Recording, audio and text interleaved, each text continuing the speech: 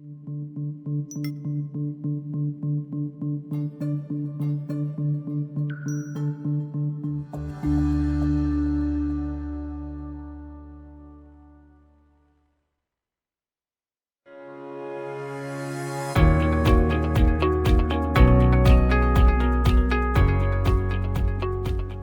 to CEO Money. I'm Michael Yorba. Thanks for joining with me.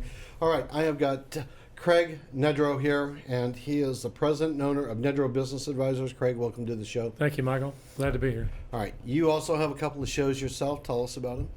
So I have been involved in different types of ministry work, in particular men's ministry, prison ministry. We also go down and feed and clothe the homeless on the streets of downtown Dallas. There's a lot of homeless people that don't make it to the shelters. We've been doing that for years. And so many years ago, I had the opportunity to have a program on 100.7 FM, The Word, and it's a ministry program called Stand Up for Jesus. It's on Sundays from noon to 1.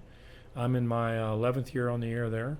Congratulations. And then, I appreciate that. And then on Saturday mornings, the same station, The Word, has business programs that came to me about 3 years ago, and I mentioned what I do for a living one time on my ministry program because I don't take a salary from the ministry, and they said, hey, we do business programs on Saturday mornings, and I said, okay, and they said, we'd like to offer you a business program. So I have a second program, I've been on the air about 3 years, called the Business Owner Hour with Craig Nedrow on Saturday mornings from 7 to 8.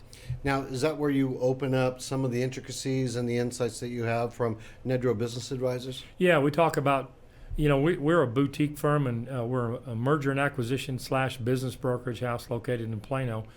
And we're primarily a sell-side broker. And so what we do on the program, we focus on buying and selling of programs, primarily on the sale of businesses. And from a business owner's viewpoint, we talk about things that they can expect. Like, for example, right now we're in a segment where we're talking about where we're at in the marketplace now and what 2020 looks like. So that's kind of what we do. What makes your firm different from other firms? Well, I was a partner in another firm for a while, and nothing wrong with that firm, but I'm very hands-on. We're very relationship-oriented. We have a motto on our website that says that for every business owner that we help, their goals become our goals. And a lot of people, or a lot of businesses, companies that are in the space that we're in, once you sign a listing agreement with them, it's difficult to get a hold of who you initially had a contact with. Mm-hmm. Like I said, we're a boutique firm. We don't care about getting 60 or 70 listings a year. We want to take care of our clients. We're very relationship oriented. And for a lot of small business owners, when it comes time, Michael, for them to sell their business, that's really a life-changing event. This is a big deal for them. And so we want to be there for them all the way through, from the very first meeting all the way to the closing table. We're an unusual firm because we don't take any, our fee is not paid up front. We get paid when the company closes. So if we don't sell the business, we don't feel like we've earned the fee. So that's a couple things that make us pretty unique in our industry. It certainly does, because I know I've been through that role, and it's not like that. So no, it's not. I want to commend you for that. You talked about what you see in the future, and I want to get into that. But before we do, the types of clients that you look for. What you said you're on the sell side. I got that. Yep. Because I've had people in here who are on the buy side. Yep. But talk to me about the type of clients that you like. So there are some companies that do what we do, and they'll specialize in healthcare, or they'll specialize in oil and gas, or whatever the case may be. We're pretty broad range. I look for two things from a business owner. I look for a committed seller, being the fact that we don't take any fees up front. We don't get paid till the company sells. I've told business owners before, I really don't need the practice.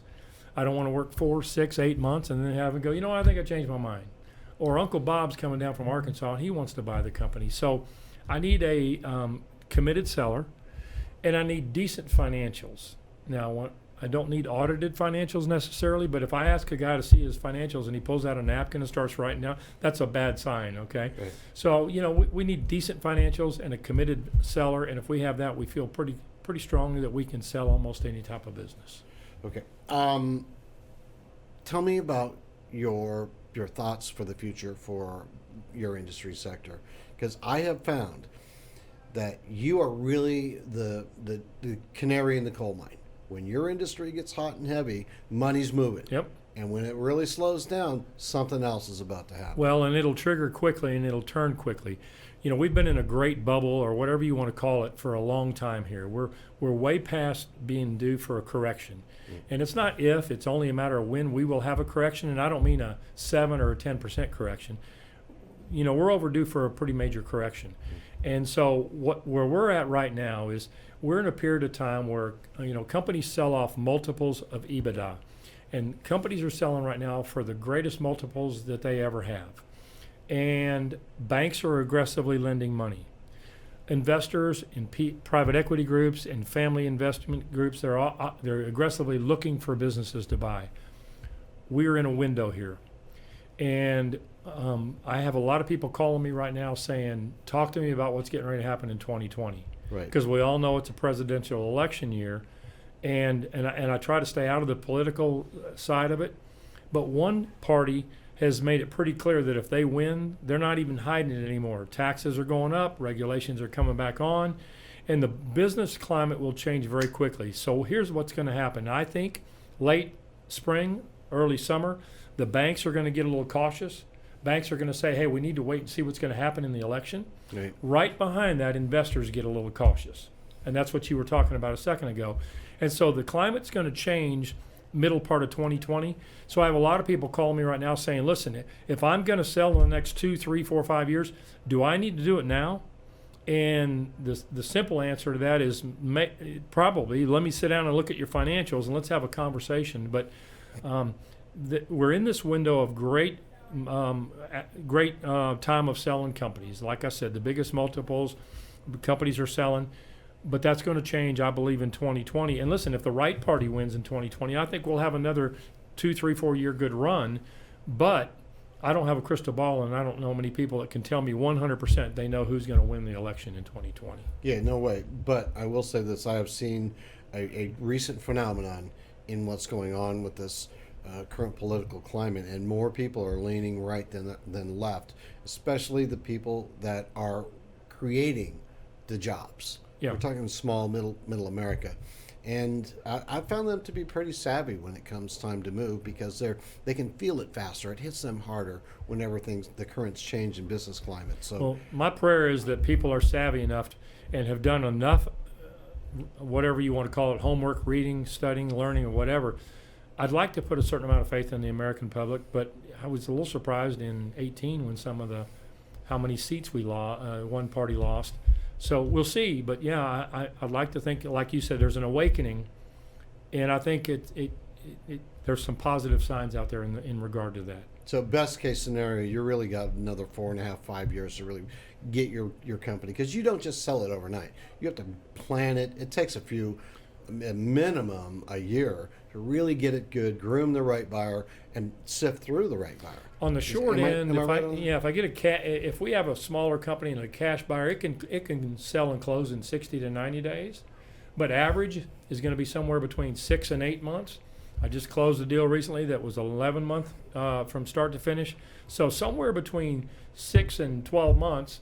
Well, where does that put us today? That puts us at election time. So if somebody's out there and they're thinking about, look, I really think I need to sit down and have a conversation with you about, is this the time to go to market? I'd love to meet with them. You know, that's another defining part about you versus the other business brokers, people in the mergers and acquisitions business, because their time horizons generally are much longer. Yeah. I was really surprised at this conversation that you have such a short time horizon to be able to meet the needs of your clients. We keep a pretty good book of people, what they're looking for, what size they're looking for. I just recently closed on an HVAC company, and we had 40 inquiries. We got more than asking price. That's a good network. And so we keep all those names, specifically what they're looking for, what size, and then if we get another HVAC company, we're immediately reaching out to all those folks.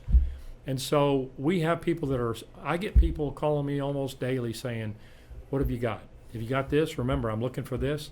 So once we find a good company, we get a buyer on it pretty quick. And we sold a commercial landscape company recently. We had 9 LOIs on it.